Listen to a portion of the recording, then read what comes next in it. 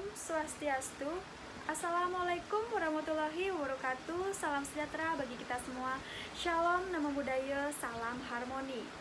Nah, terima kasih atas kesempatan yang diberikan kepada kelompok kami. Jadi, pada kesempatan kali ini, kami kelompok 1 akan membahas materi bab 6, yaitu tentang konsep teoretik akuntansi utang lancar. Nah, sebelum lanjut ke materi, di sini saya akan memperkenalkan teman-teman saya terlebih dahulu. Nah, yang pertama yaitu saya sendiri Nimade Ratnaningsih dengan NIM 2117041004, dan yang kedua yaitu Gede Puratnyana dengan NIM 2117041013, dan yang ketiga yaitu Komang Rafrafini dengan NIM 2117041022, dan yang terakhir yaitu Putu Adi Darmawan dengan NIM 2117041331. Nah, pada materi yang pertama akan dibahas oleh saya sendiri, yaitu mengenai definisi utang lancar. Nah, pada materi yang kedua akan dibahas oleh Gede Puratnana, yaitu tentang jenis-jenis utang lancar.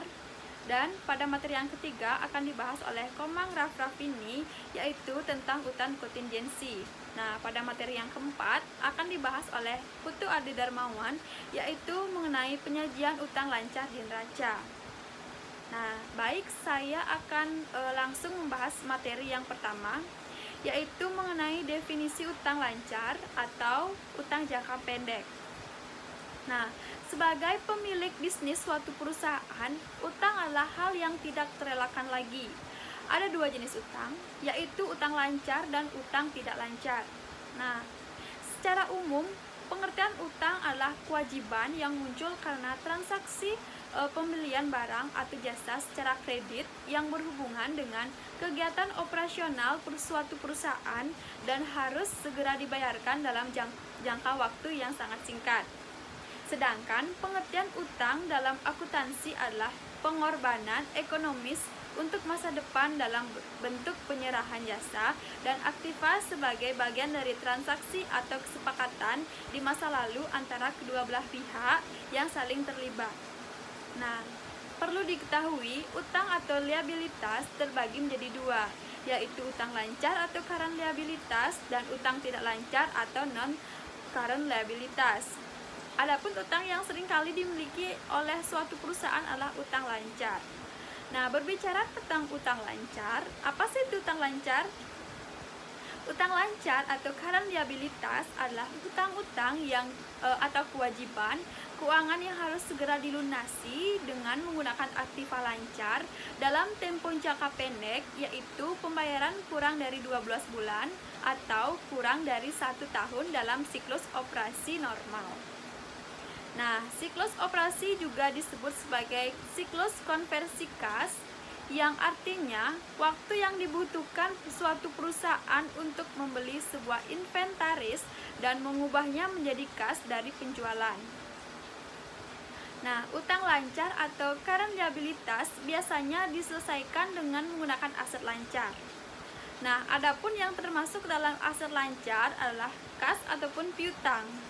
Selain itu, aset rasio lancar juga merupakan faktor yang sangat penting dalam menentukan suatu kemampuan perusahaan untuk membayar hutangnya pada saat sudah dalam jatuh tempo.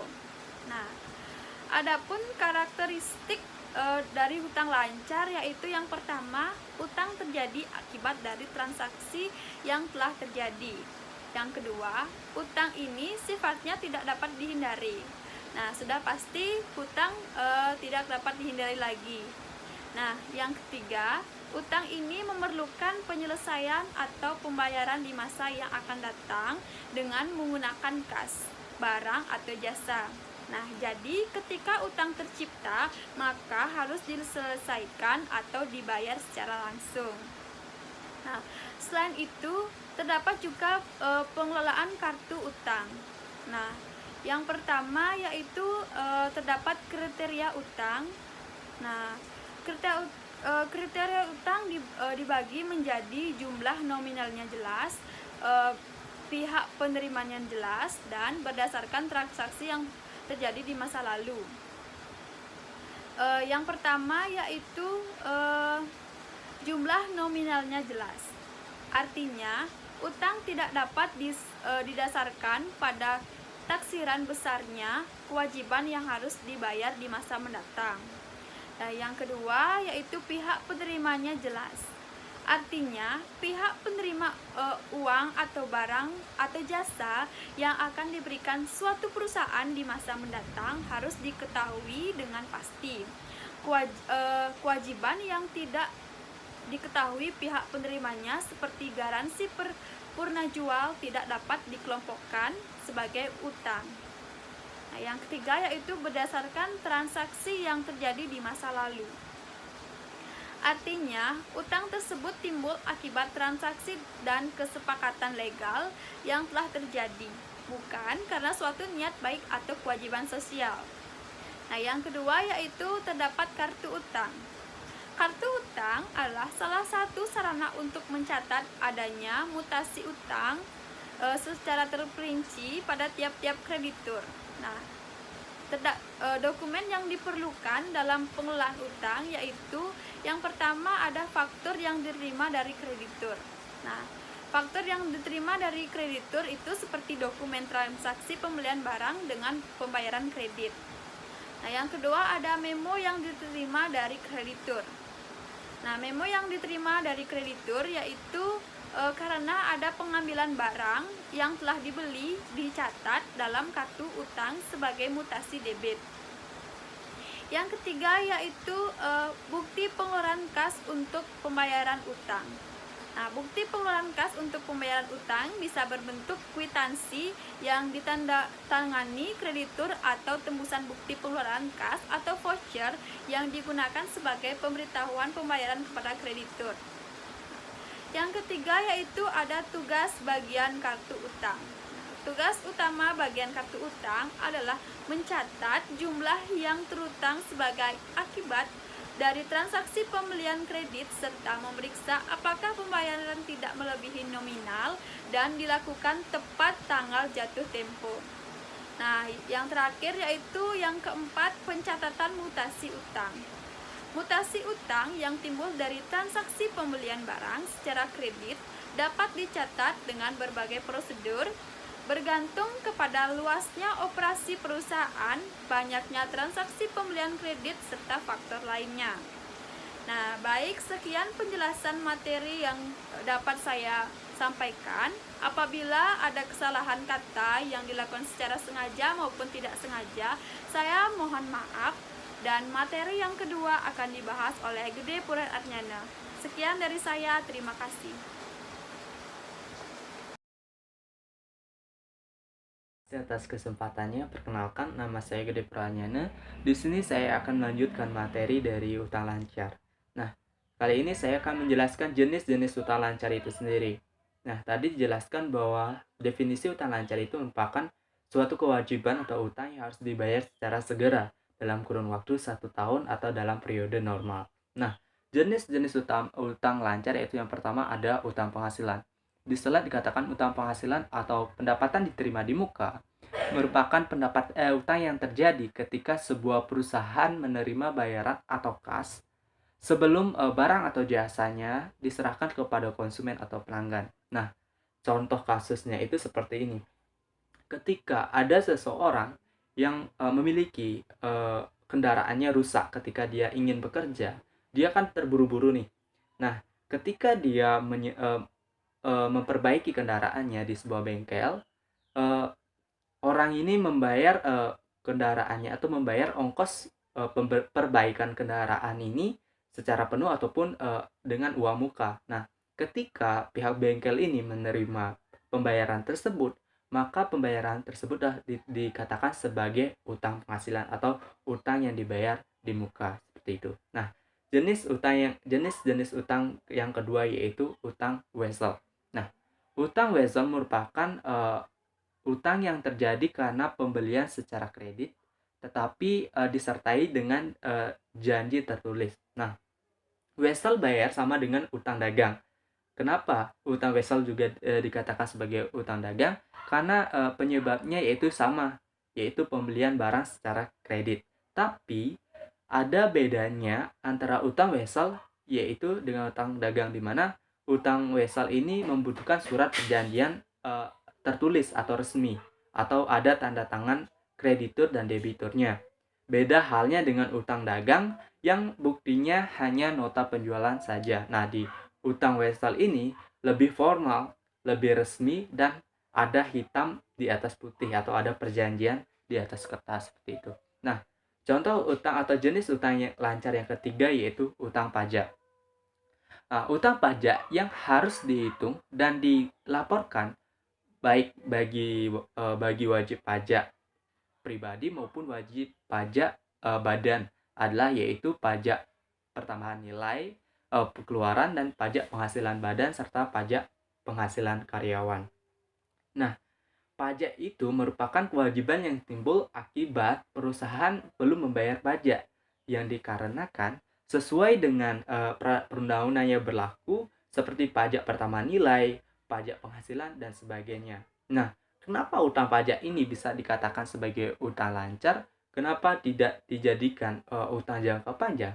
Karena pembayarannya ini tidak boleh telat karena sudah diatur dalam perundang-undangan. Jika telat, ada Anda melayang. Nah, jika tidak dibayar, Anda akan kena atau dihukum, hukumannya itu menanti seperti itu. Nah, ada yang keempat, ada utang dividen.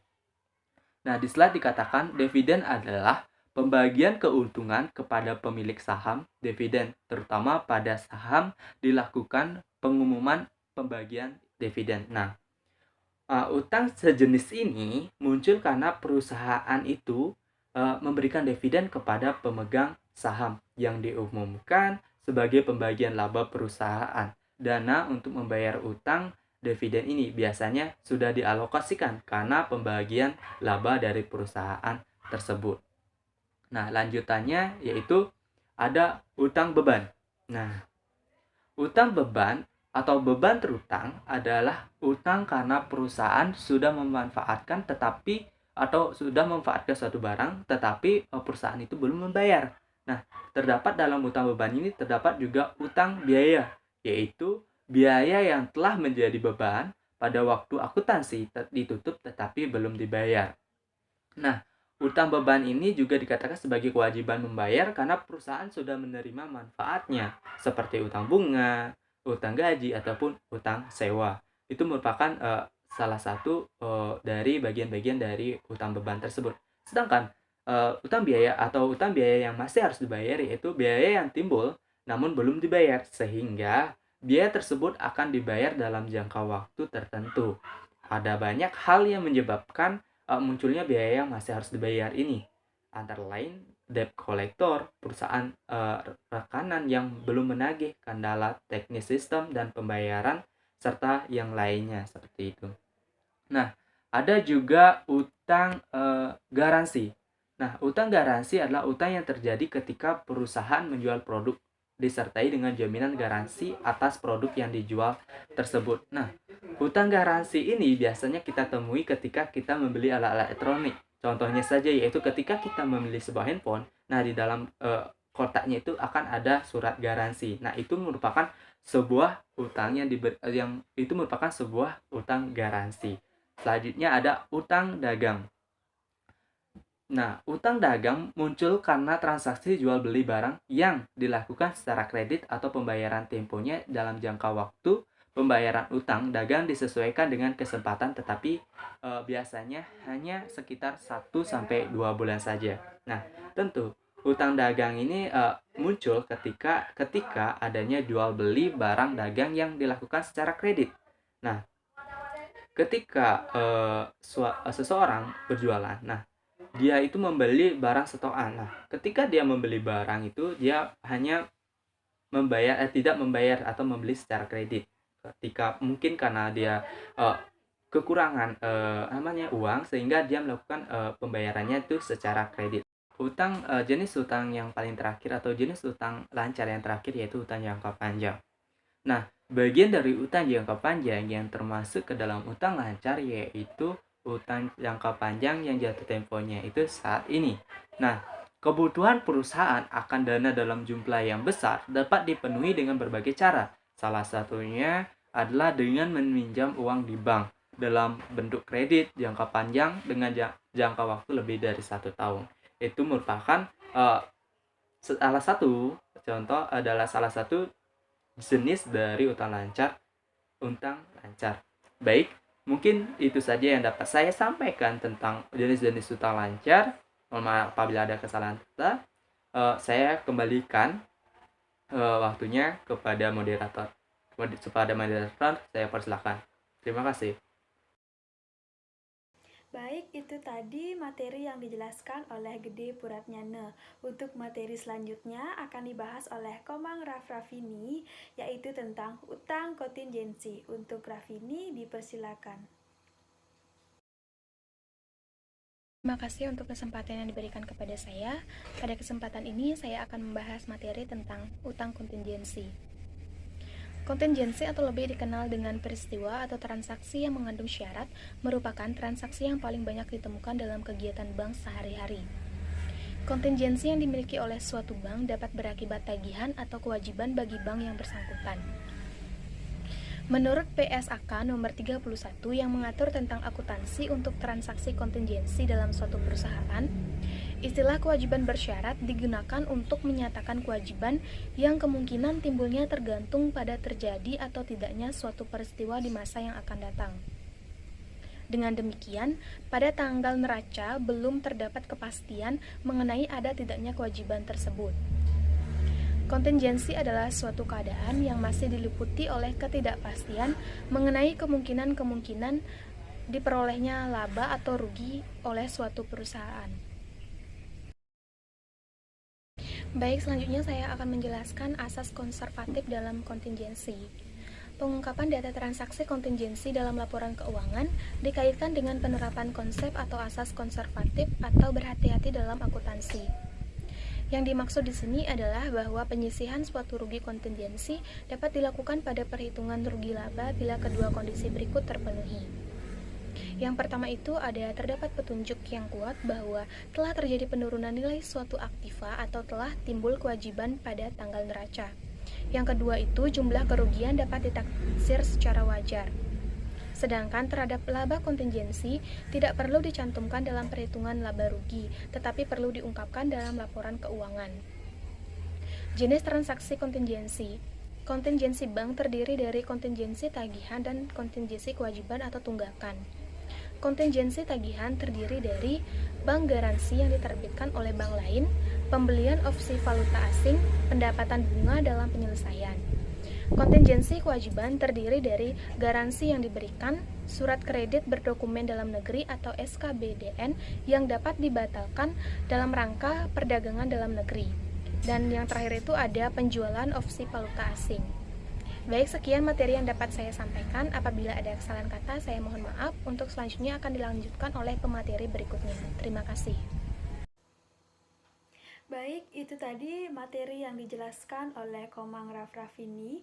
Untuk materi selanjutnya akan dibahas oleh Putu Adi Darmawan, yaitu tentang utang lancar di neraca. Untuk Adi, dipersilakan. Baik, terima kasih atas waktu dan tempat yang sudah diberikan. Saya Putu Darmawan akan melanjutkan presentasi kali ini dengan materi yaitu penyajian utang lancar di dalam neraca. Nah, penyajian utang lancar dalam neraca itu dapat disajikan dengan cara yang pertama, yaitu disajikan di sebelah sisi kanan neraca atau sisi sebelah kredit. Nah, yang kedua disajikan sesuai dengan likuiditasnya. Sama seperti aktiva, utang lancar juga yang dapat segera dibayar maka akan diurutkan pada urutan yang paling atas.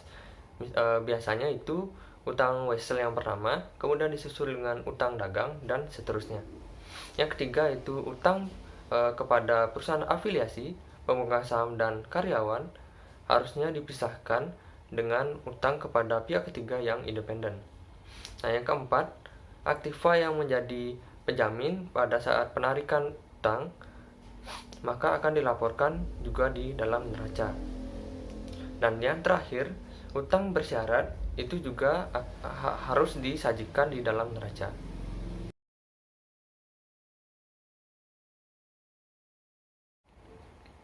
Baik, sekarang mari kita lanjut ke materi yang berikutnya, yaitu prosedur pencatatan utang. Nah, dalam prosedur pencatatan utang ini terdapat 3 bagian. Yang pertama yaitu prosedur satu akun untuk setiap kreditur. Nah, dalam prosedur ini cara pencatatannya yaitu dengan cara mencatat setiap mutasi utang ke dalam jurnal terlebih dahulu, kemudian mempostingnya ke buku besar pada setiap akun kreditor yang bersangkutan. Nah, prosedur ini sangat cocok untuk digunakan di perusahaan kecil yang tidak memiliki banyak kreditur. Kemudian untuk bukti transaksinya, yang pertama itu adalah faktur pembelian, kemudian bukti pembayaran utang dan memo kredit. Nah, bisa dilihat pada gambar di sana ada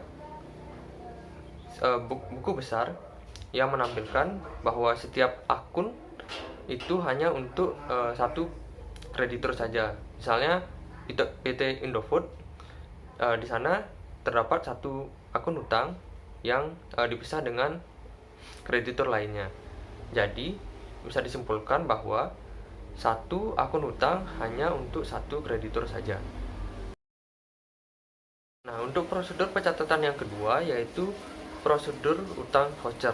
Nah, prosedur ini menggunakan bukti pengeluaran kas atau voucher yang disimpan sesuai dengan abjad dan tanggal jatuh temponya. Nah, jadi voucher ini memiliki pengertian yaitu sebagai formulir yang digunakan sebagai bukti pengeluaran kas dengan tujuan untuk memberikan perintah kepada kasir agar membayar utang kepada kreditur yang terdapat dalam voucher tersebut.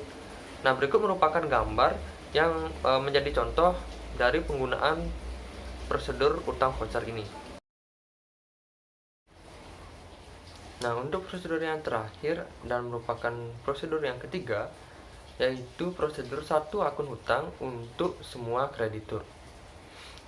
Nah, dalam prosedur ini akun hutang yang disediakan hanya satu saja untuk mencatat semua transaksi dari kreditur yang ada.